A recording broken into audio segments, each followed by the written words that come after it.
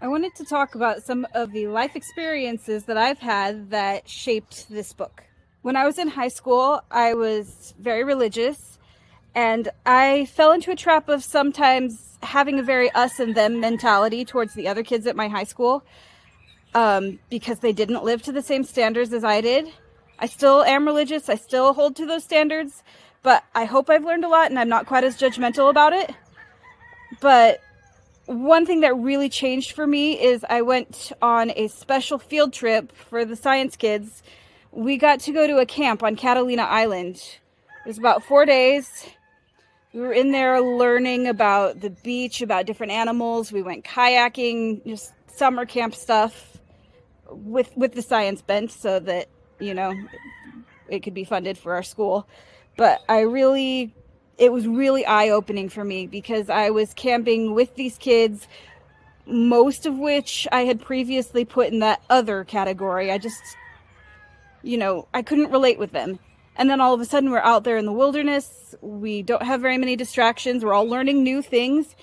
And it was amazing how I suddenly realized that we're all people. We all have things in common. And it was just a really cool experience.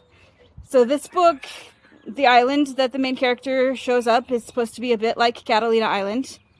So I enjoyed putting the flora and the fauna and things like that in there. And there's not actually bears on Catalina Island, but, fantasy. The other thing I wanted to include from that trip is this book is a lot about that discovering that people who seem to be different, that seem to be us, them, and not us, are really not that way. You really do have a lot of things in common. I've always been really interested in fairy tales. I had several big collections as a kid that I enjoyed looking at. And I always thought it would be really interesting to do a series where all of the fairy tale characters were related to one another.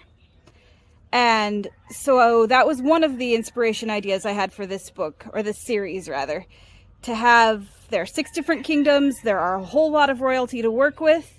And I wanted each one to be a different fairy tale character because I thought it'd be really fun to see how they interact with one another. So this one is the Beauty and the Beast, the one that starts it off. And she's going to run into several other characters in this one.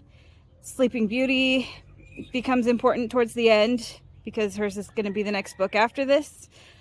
And which other ones? Most of them just make brief cameos. Marigold, who becomes both Goldilocks and Little Red Riding Hood. She comes up and is pretty important in this book. And then again, a bunch of them make cameos. When I was in 4th grade, we studied the American Revolution, and it's been one of my favorite pieces of history to study ever since. We got to have a mock battle where we used Kleenex filled with flour, I think, some kind of white stuff that left a mark, and we'd throw them at each other to represent the bullets. And so this book is partly a retelling of the American Revolution and specifically the Battle of Yorktown, which is what we were reenacting. I always really enjoyed reading survival stories. Gary Paulson, Hatchet's the most common one, but I really loved reading a whole bunch of books in that genre. The idea of someone surviving and having all these cool skills that I didn't, but being able to support themselves, take care of themselves, that was all just really interesting to me. So you see a bit of that in this book. During the beginning, the main character is stranded on an island and has to survive for himself and meets the bear. And I especially looked at Gary Paulson's Voyage of the Frog, which is about sailing. I don't know as much about sailing, but I did have the character go on a sailing ship. That's how he got stranded on the island. And I just enjoyed weaving in those parts of my childhood that I really liked and hoping that people who read this book will also really enjoy it.